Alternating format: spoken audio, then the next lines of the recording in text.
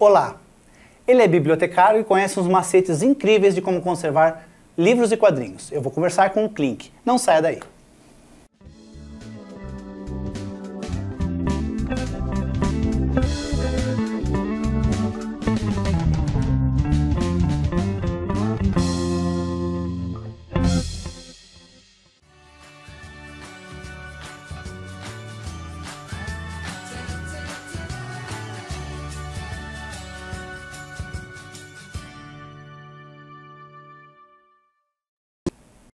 Oi pessoal, tudo bem? Se você gosta de livros como eu também gosto e tem aquela biblioteca imensa e não sabe como cuidar dela, agora você vai receber algumas dicas muito legais do meu amigo Klink. Oi. Tudo bem, Klink? Tudo bem, tudo em ordem. Klink, por que você é um cara que sabe como conservar livros e quadrinhos? Qual foi a sua experiência nisso?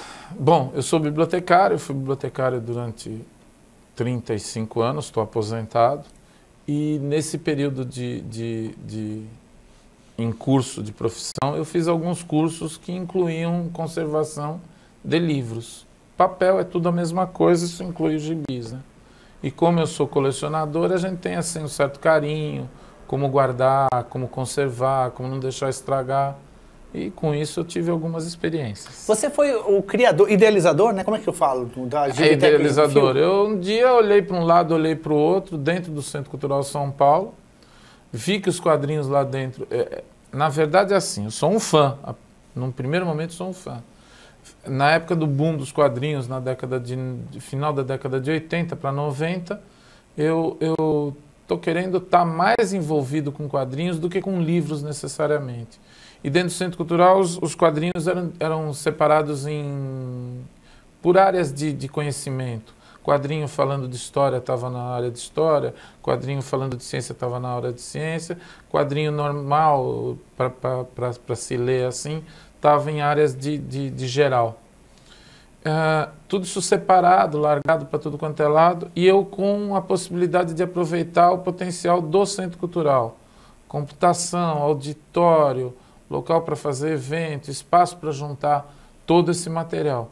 Então eu fiz um projeto que juntava todos os quadrinhos num local só e mais voltado para trazer o pessoal de quadrinhos para um lugar só e ter envolvimento entre as pessoas. Esse projeto chamava Projeto Banda Desenhada, subiu para a diretora, da diretora foi para o diretor do Centro Cultural, perfeito, pode tocar o trabalho. Uns 8 meses depois, chega um aviso no Centro Cultural de que tinha sido inaugurada uma gibiteca nova, que na verdade não chamava gibiteca, espaço para quadrinhos, não tinha nome ainda. E eu, como estava mexendo com isso, a diretora me chamou e falou, ó, você vai lá e representa a gente. Quando eu cheguei lá, Álvaro de Moya e mais um grupo estavam montando um trabalho voltado para montar uma gibiteca na Sena Madureira, numa biblioteca que tinha lá, a gente ganhou o térreo para montar a biblioteca.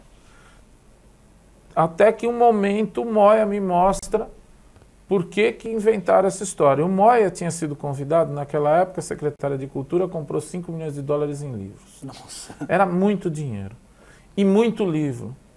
E assim, você sem conhecimento, você compra todos os livros e acha que está tudo certo. Vamos dispensar para a população. Só que para dispensar para a população em 70, 80 bibliotecas, você tem que ter todo um preparo. Esse preparo foi um caos, foi uma loucura, porque obrigou um monte de bibliotecários a sair de todas as bibliotecas e ir para um lugar só para preparar esse material, que o volume era colossal. A estrutura das bibliotecas, que era pouquinho todo mês, em anos, de repente um volume muito grande. E, num pensamento, evidentemente ela é da USP, chama gente de especialista da USP, nada contra.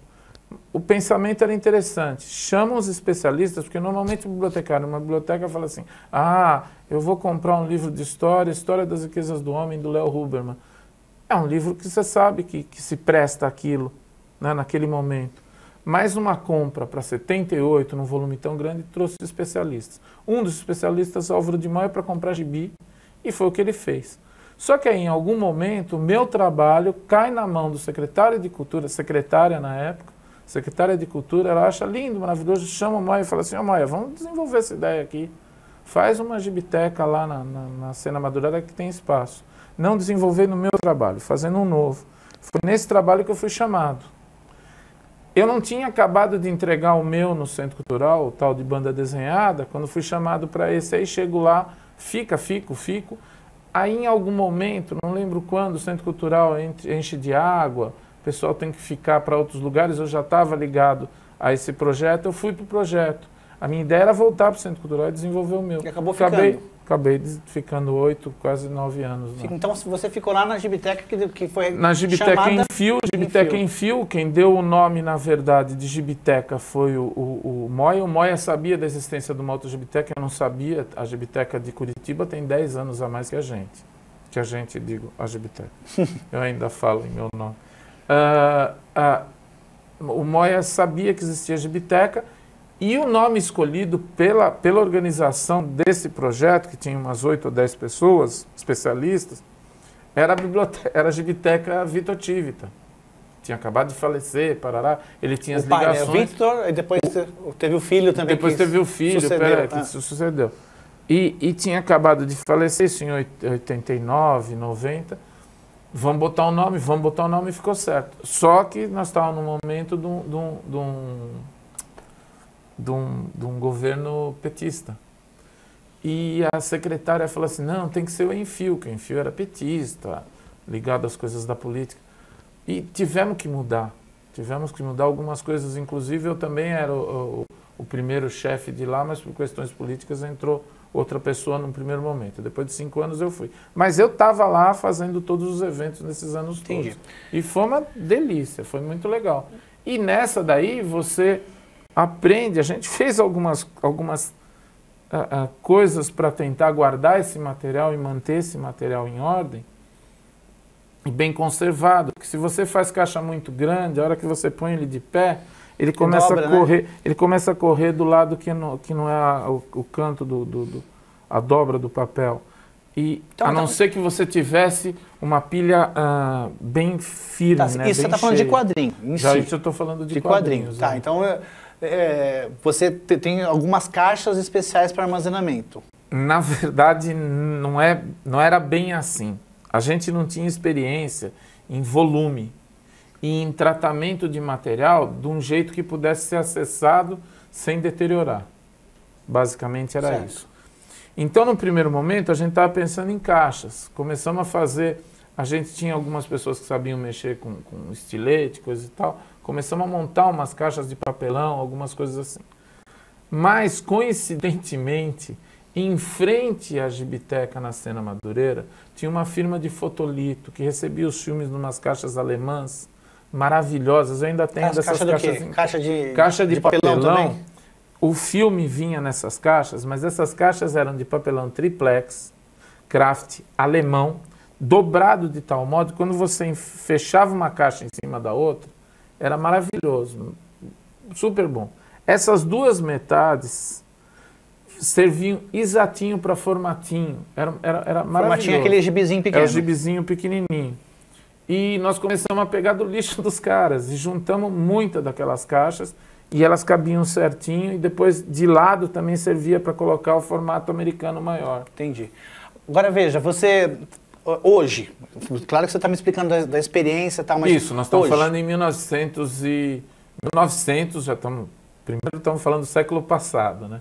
1991, 92, 93, por aí, quando a gente começou a trabalhar esse material, começa com um volume muito pequeno, cresce, aí a gente tem que definir... Deixa eu ser mais específico, porque eu acho que o pessoal em casa está querendo saber mesmo, assim, dicas específicas para utilizarem dentro das suas coleções, suas bibliotecas.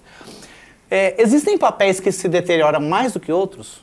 Sim, papel jornal. Papel jornal. O papel jornal, por causa da acidez dele, por ser um papel feito...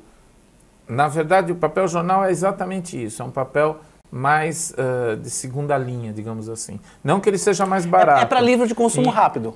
Não que ele seja mais barato. O papel jornal é tão caro quanto qualquer outro papel. Mas é o papel utilizado para rodar jornal e para rodar coisa que usou, joga fora.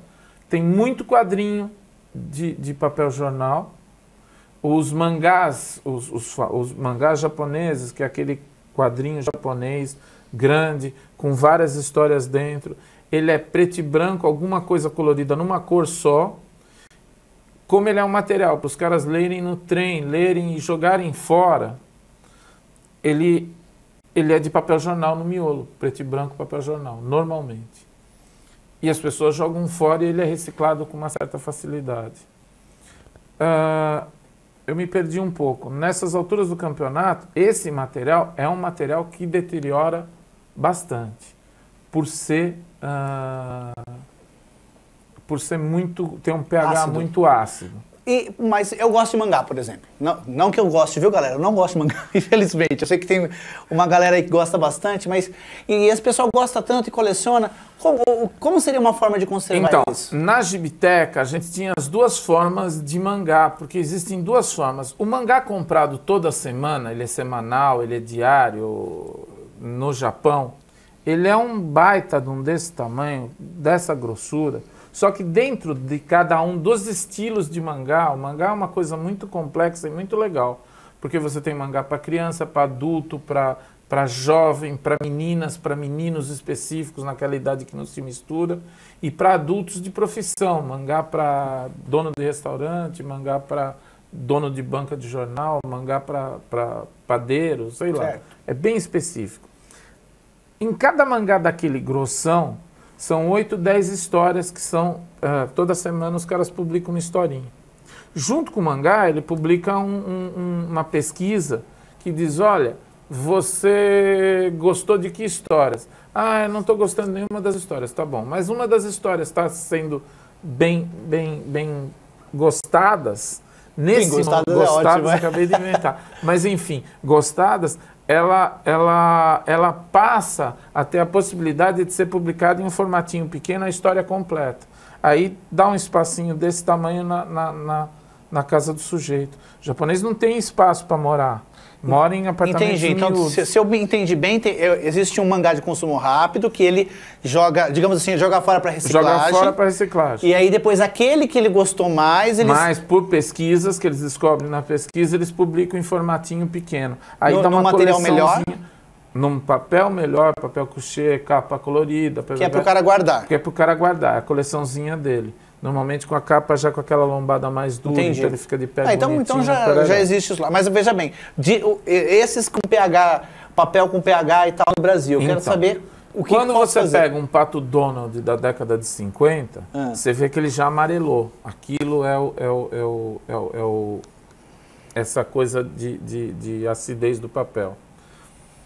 Se fosse um documento que você precisasse manter, porque é um processo caro, você pega o documento e um pesquisador especialista pega esse documento, enfia ele dentro de um monte de química, lava literalmente o documento e torna ele, ou tenta tornar ele o mais próximo de um pH neutro, para manter ele mais tempo. Então, mas isso não acontece no Brasil, né? Até acontece, mas o custo é muito caro. É aquele diploma que o seu bisavô foi o primeiro da cidade dele a ser doutor, tem um diploma, o diploma amarelou, tá ruim, tá feio.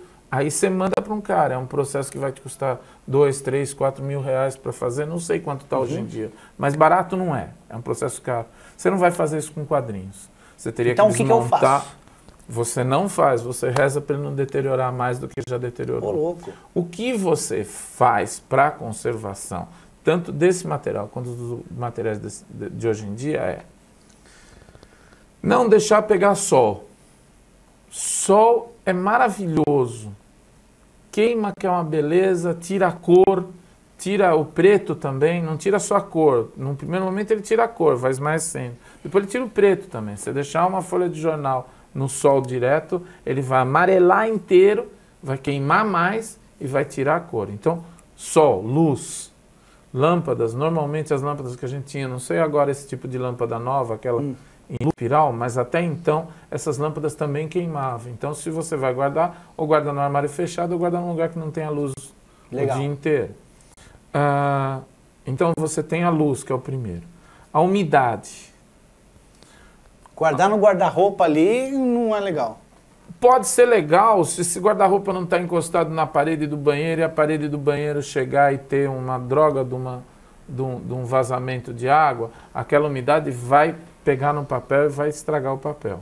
Isso é um problema seríssimo. Umidade é terrível. Se eu guardar numa caixa grande ou num guarda-roupa com aqueles antimofo lá, como é que chama? Isso. Esses antimofos... Eu esqueci o nome daquele troço. Mas tem, inclusive hoje em dia a gente compra aquilo em pó, enche a caixinha, quando enche de água você substitui e põe em pó de novo. Mas isso funciona então? Funciona que é uma beleza. É caro, porque qualquer caixinha dessa custa 8, 10 reais. Se você comprar o sistema de você mesmo substituir com caixinhas que vão se trocando, isso encontra em loja de material de limpeza, normalmente, essas lojas grandes que só trabalham com material de limpeza, só vassoura, eles têm essa química. Ela custa mais barata, ela vai custar uns 3, 4 reais. É legal, você põe a caixinha do lado, põe do lado da caixona com os teus gibis, e ele provavelmente, o que ia para a umidade dele, vai para a caixinha. A umidade tem um outro problema, fora piorar a qualidade do papel, é que a maioria dos gibis e quadrinhos tem a lateral travada fechada com grampo. E o grampo deteriora. Se você deixar na umidade, a primeira coisa que estraga é o grampo, porque ele vira uma ferrugem, aquela ferrugem vai estragando o papel. Então, em algum momento, o grampo cai. Se você tiver essa situação do grampo ruim, seria o caso de você, com carinho, muito carinho, nylon, tirar ele dali, passar um fiozinho de nylon, amarrar, ou... O Calari faz isso, não é? Eu não sei quem faz, mas tem gente que faz. O Alexandre Calari acho que faz ou isso. Ou você passa um nylon de fio a pavio e ela fica solta, as folhas mais dobrada e ela fica presa. Funciona. Principalmente quando você já teve o desastre do trocinho ter enferrujado. E saquinho plástico? E estragado. Hã? Saquinho plástico. Saquinho plástico é um problema à parte. Se você fecha muito bem um saquinho plástico em todos os 4 lados, você vai conservar a umidade lá dentro. Em algum momento, essa umidade que está lá dentro vai afetar alguma coisa o papel e os grampinhos. Se coloca dentro. Um secador, faz assim dentro do secador, depois você lacra. Precisaria... Eu não sei, nunca vi ninguém fazer isso. O que a gente faz é o seguinte... Porque tem outras coisas que afetam. Então, eu vou falar em mais coisas que afetam para poder chegar num ponto. Então dá um pause, porque eu preciso pedir o comercialzinho para o pessoal de casa. Depois a gente volta, então. Vamos lá. Legal. Se você escreve contos, crônicas ou poemas, você precisa participar das coletâneas literárias da Andros Editora. Acesse www.andros.com.br e envie seus textos. Tô tentando, mas aí você fala. Já voltou? Tô dando bronca nele aqui, que ele tá dando pouca dica. Eu falei pra ele, cadê o pessoal de casa aqui? Eu não sei como é que faz. Então, me fala, a gente tava falando de saquinho, do saquinho. Então, mas antes de explicar do saquinho, eu tenho que explicar outra coisa que afeta muito o papel. Pó. O pó não é só pó, dependendo de onde tá teus quadrinhos, tem um monte de animaizinhos, pequenos, médios e grandes. Tá falando dos cupinzinhos? Estou falando daquele bicho chamado broca, que também ataca o papel, faz furinho só, mas não come todo o papel.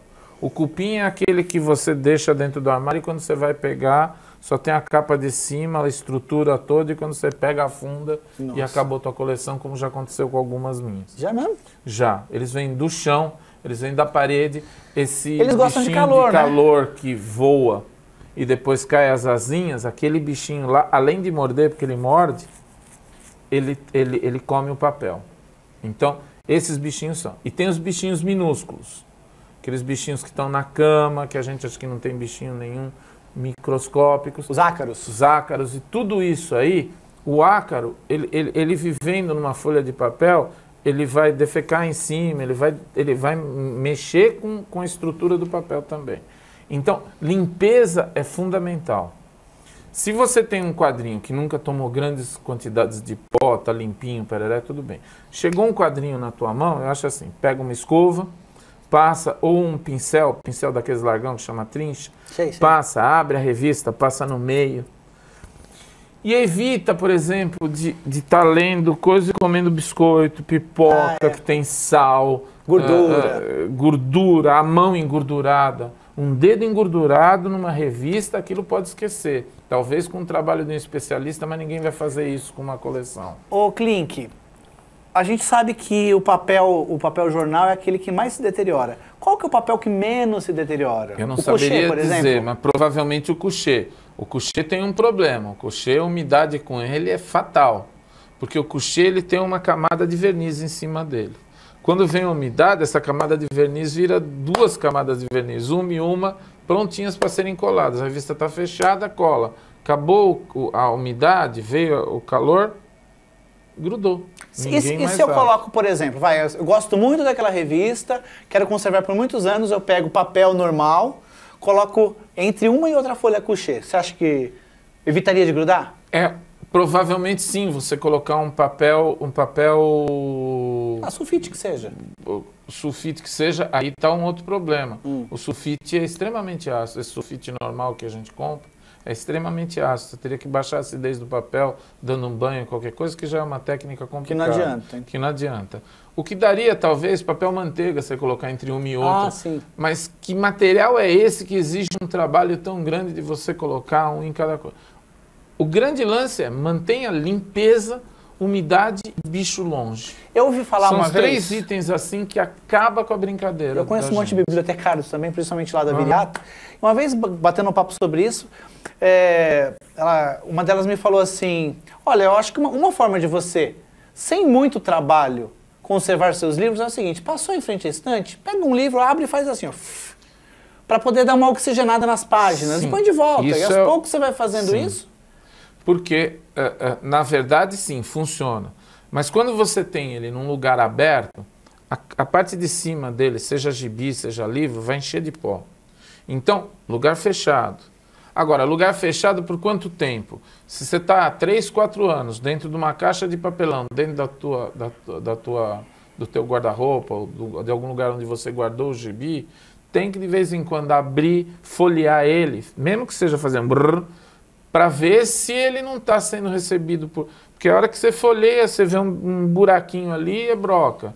Se você folheia e tem um buracão, é o cupim. Se você folheia e tem umidade, cuidado. Se você guardou ele limpo, provavelmente se ele está dentro da caixa fechada, ele não recebeu nem pó e nem luz, que são as 2 coisas terríveis, fora os bichinhos. Entendi. Então, se você está nessa manutenção, provavelmente a tua coleção vai estar razoavelmente boa. Você, como bibliotecário, o quanto você recomenda marcar as páginas do livro com a orelha? Quando você faz orelha no papel, o papel é fibroso. Ele tem direção de fibra, inclusive.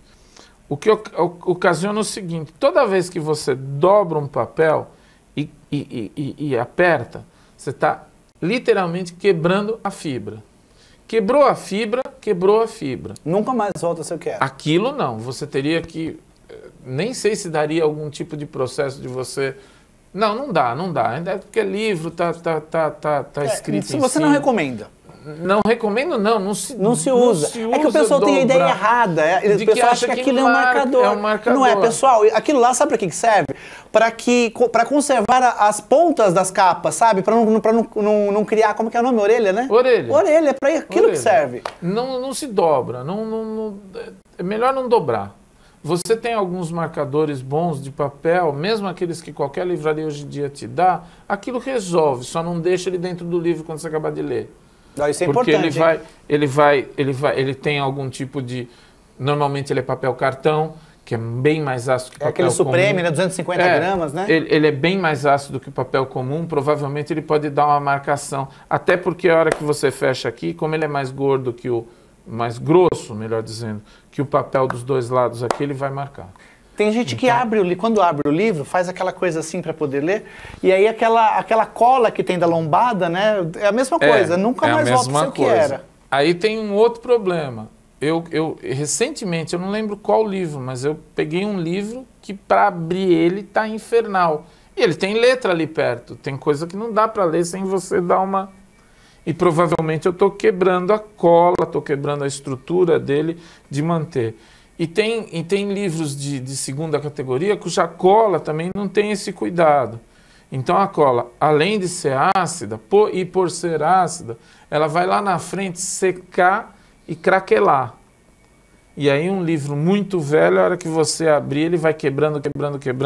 Chega aqueles livros com capa dura mesmo, assim, que você vê o meio aqui, você bate ele e a cola desce até onde você bateu ele. Tem algum tipo de recomendação para estante? Por exemplo, tem algum tipo de madeira compensado? Como Pois que é, Pode ser qualquer madeira é a comida principal do cupim. um? É a celulose, que é feita do papel. Você já tem um negócio que é celulose que o cupim vai gostar. Você vai botar em cima da celulose, mais celulose aqui embaixo. Deixa eu falar uma Se coisa der pra o minha esposa que está lá em casa. Amor, a gente tem que trocar todas as estantes, tá? Não Vamos digo colocar de isso. aço, tá? Porque Não- aquelas de madeira não funcionam mais. Seria as de aço. As de aço também tem um problema da umidade. Amor, não vamos trocar mais não. Não troca, não. Trocar um erro Assim, por outro o que a não dá. gente faz normalmente é falar, olha, de vez em quando você está com coragem, desce a estante inteira, desce todo o material da estante, pano, limpa, se possível dá uma enceradinha de leve, esses materiais de limpar mesa, tipo, eu não vou falar marca aqui, tipo Poliflor, alguma coisa assim. Ou Lustramóveis. Ou Lustramóveis Shell. No meu tempo era Lustramóveis Shell, já não existe mais, então posso usar.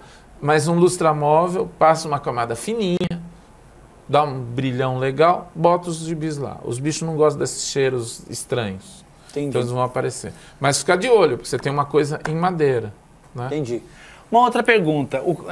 Bom, isso aqui eu estou conjecturando, estou jogando ideias. Tá.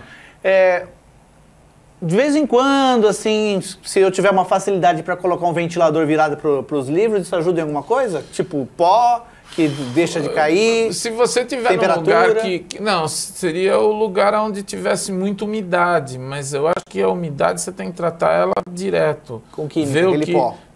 Isso com o pó, mas se você tem um local que não tem umidade, esse químico vai puxar só a umidade do ar, que não é uma coisa assim tão violenta. O problema é, eu estou perto de uma janela que chove muito, quando chove entra um pouco de água, toda essa umidade vai para o papel é extremamente higroscópico. Tá bom. Ou seja, ele puxa umidade. Eu gosto muito de livro. E por acaso, daquele livro, e por acaso molhou o livro. O que eu posso fazer para tentar recuperar aquele livro? Se ele molhou muito e se você perdeu tempo de estar junto dele logo a hora que molhou, provavelmente você perdeu o livro. Se for papel couché, então ele gruda inteirinho.